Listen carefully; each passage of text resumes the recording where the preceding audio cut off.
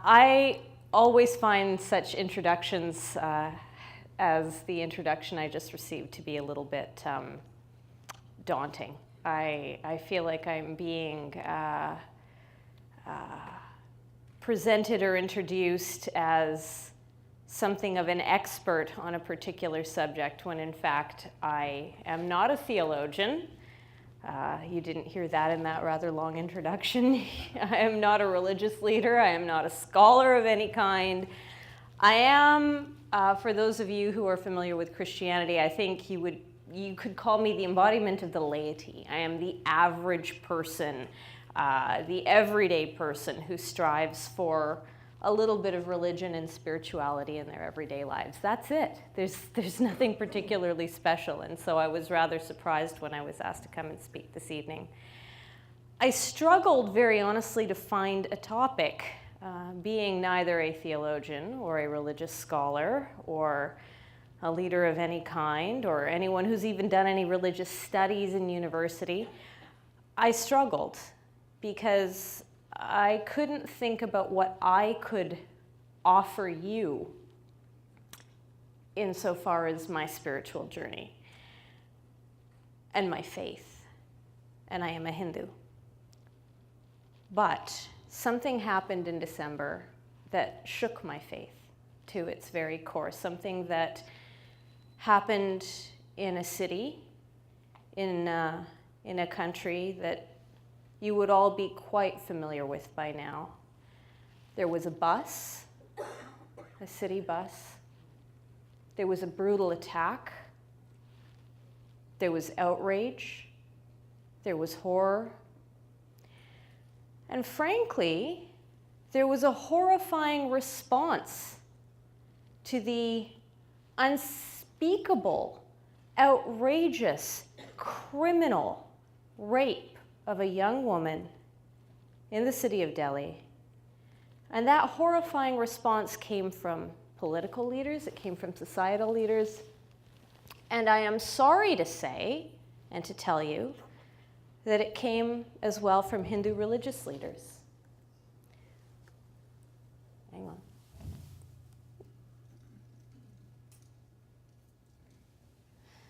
We heard from Asaram Bapu. By the way, the word Bapu in India means father, but I have never heard such unfatherly language in my life. He is a self-styled, so-called Hindu religious leader. This is a man that millions of Hindus around the world look up to. For what reasons, I am not sure after hearing his comments. He said that the victim of that attack was as guilty as her attackers, that chanting God's name would have prevented what happened to her, that asking for mercy from her attackers and taking them and calling them my brothers would have simply made all of this terrible stuff disappear. I tell you, it shook me. It shook me. I struggled to understand how a religion that I was raised in, that my parents who are sitting here tonight raised me in, that I came to know as one of being a religion of peace and understanding and openness and tolerance, and never being told that you can't play with a certain child because of their religion, or you have to exclude other people because they aren't like you. I grew up, the religion that I knew, the faith that I knew, was one of equality and of acceptance and of tolerance and of openness. And I couldn't understand how my faith that treasures women in the form of the goddesses that you see in this very temple could treat them like trash on earth. I was shaken to my very core. Now, I should add that violence towards women, subjugation, discrimination, these are not problems or issues exclusive to any one religion or culture. We are here as a gathering of multi-faith practitioners. And and you know that. I can tell you that in Islam, laws allow for a rapist to seek pardon by marrying his victim. Talk about re-victimizing. It wasn't too long ago that the Anglican Church voted against the ordination of women, which was, I think, quite surprising to many people. And as we sit at the precipice of choosing a new pope, the Catholic Church is once again busy apologizing, this time for and to the women of the Magdalene laundries for the abuses that they suffered. And we can all be very sure that no woman is going to be chosen pope. But I'm not here to talk about those things. I'm not here to give you a very academic treatise on that. I'm only here to tell you about my religion and my faith and my struggle. For those of you who don't know, Hindus have very, very many strong female forms of worship by ways of goddesses. And we celebrate them and we do worship them. We have Sati.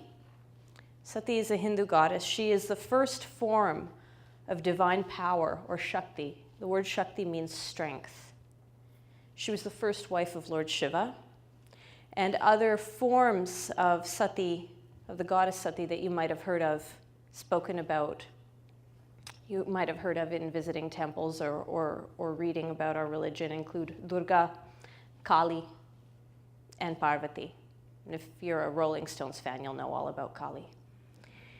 Saraswati is the goddess of speech and of learning, and she's prayed to by all students, including male students. And I know I've prayed to her many times to get me out of a jam right before an exam. I really need a B+ on this. You think you could hook me up? Thanks, that'd be great. Lakshmi, the goddess of wealth. She's very popular with our people. And she is worshipped especially around the time of our New Year festival, Diwali. We have temples specifically built for and dedicated to our goddesses. Children of both sexes are taught to worship, to fear, to revere our goddesses. They are prayed to in the form of mother. Oh, Ma, help me, see me through. Give me strength. Give me everything I ask for. Give me a good life. Give me health. Give me wealth. And yet, we, mortals, her errant children, seem to be able to do all of that in a religious and a spiritual setting. But when it comes to finding our little mini goddesses in our little girls, in our sisters and our wives and our mothers, we seem to have some major problems, some big gaps.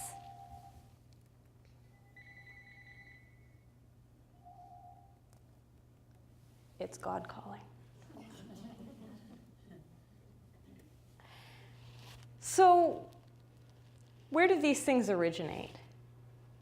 Look, this is a 3,000-year-old faith. At minimum. You could argue it goes back far more than that.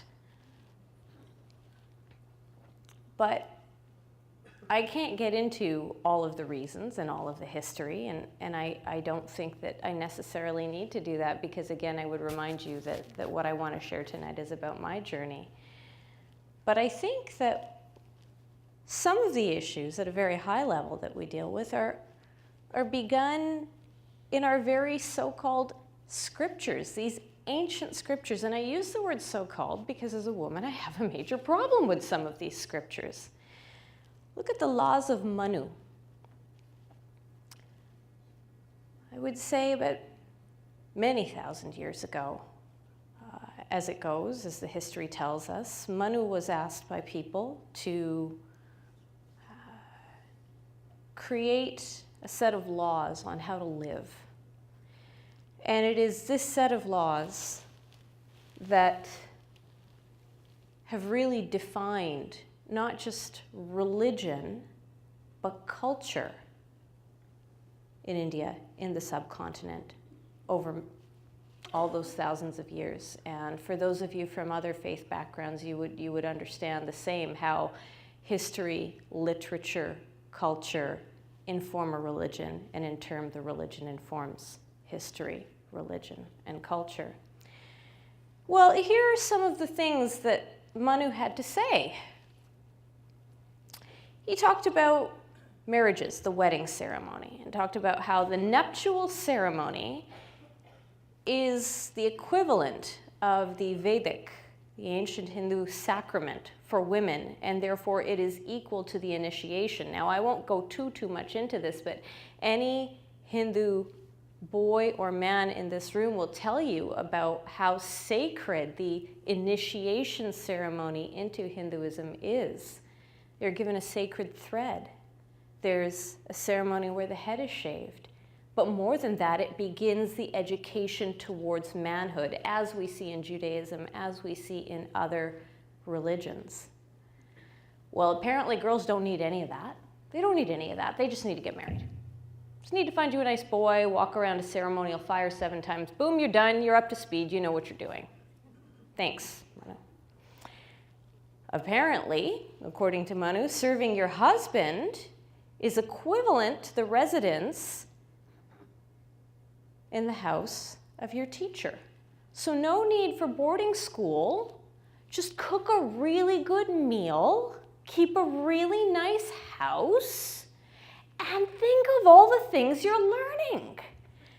Now, I think many of the young professional women in this room will speak to the fact that we all struggle a little bit with our housekeeping from time to time, but I have to tell you, I don't gain any spiritual or educational insight when I'm running the vacuum cleaner or scrubbing the toilet. I get the satisfaction of a clean home and order in my life. Order is good, but you know, the dust mop just does not do it for me. And the household duties, which I just referred to, are equivalent to the daily worship of the sacred fire. I could give you 40 minutes on how sacred the sacred fire is. Fire is what we base our ceremonies on. Fire, I just spoke to you a few minutes ago, is the basis of our marriage ceremonies, of our funereal rites, of any, we call it havan. It is a prayer ceremony. We make offerings to God. It is a deeply spiritual experience. But again, so long as the dishes are washed, you're doing just as good as. So those are the laws of Manu, and as I have said many times to my parents and elders, that I think a lot of our problems started there. But you get to a bad start, it doesn't mean that you necessarily have to make for a bad ending.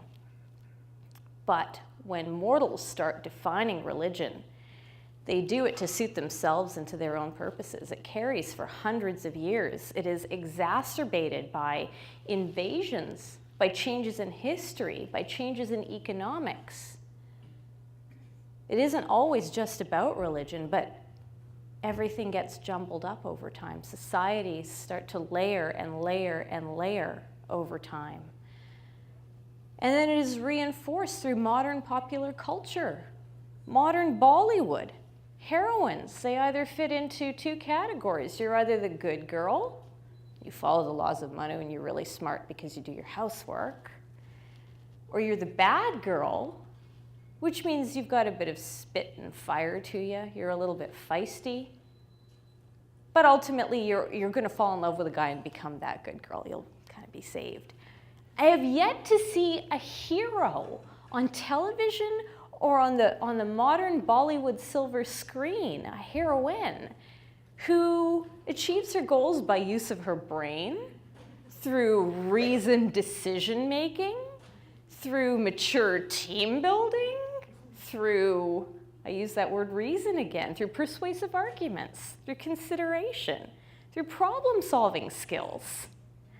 We don't see that. What we see is a caricature of what womanhood should be according to 3,000-year-old laws and whatever a Bollywood director thinks might be interesting.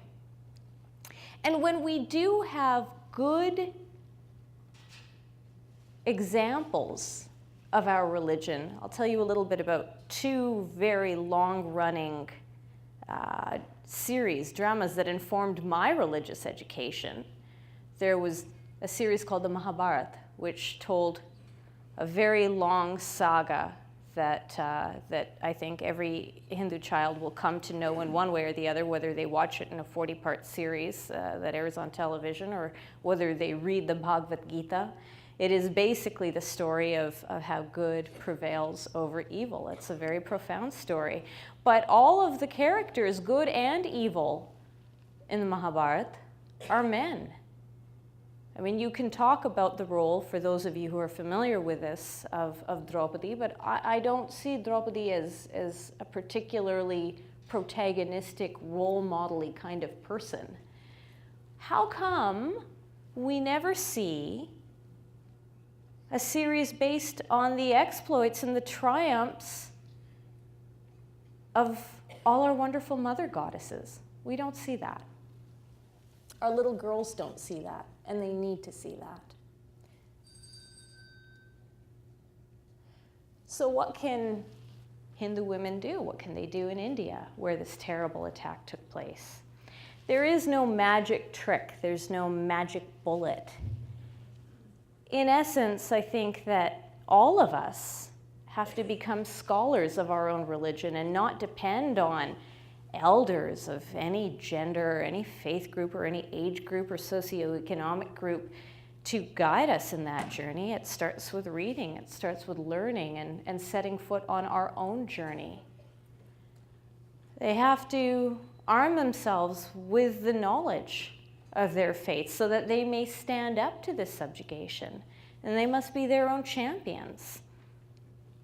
Of course, none of that really helps my internal struggle.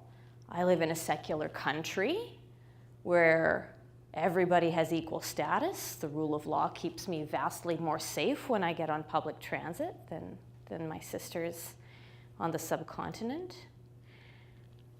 So you can't say that their struggles will be alleviated by everyone moving west. We already have enough of a debate over immigration. That's not the answer. It's not going to work.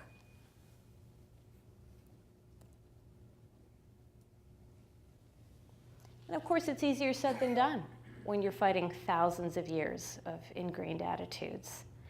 And unlike many other religions, there is no accompanying bureaucracy. The Catholic Church has the Vatican.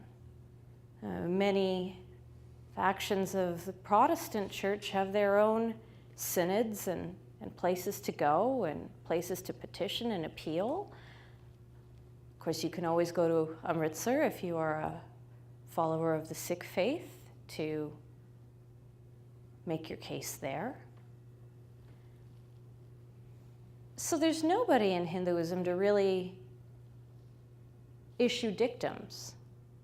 Although there are pretenders, there are people who would like to say that they are. So that guru, that bapu, that father I was telling you about earlier, who said that young Jyoti was asking for it. It was her fault. And I think this is in fact a very good thing that we don't have that bureaucratic system in our faith. Because what I have learned about my faith is based on an intensely personal relationship with God, or in Hinduism, with like all the gods. I like to say we have Team God. There's like hundreds of them, gods and goddesses alike. And I have the ability to cut out the so-called religious leaders and middlemen and trace my journey according to dharma, my duty, and karma, the results of my deeds. And after about 2.5 months of soul searching, I believe that point there, the fact that it is my journey, my relationship with my gods and goddesses, my following in dharma and karma, that allow me to reconcile some very difficult realities that I can't solve by talking to you about or coming up with a 10-point plan over. But it helps me with that reconciliation and gives me faith that I can be reconciled. And I thank you for listening.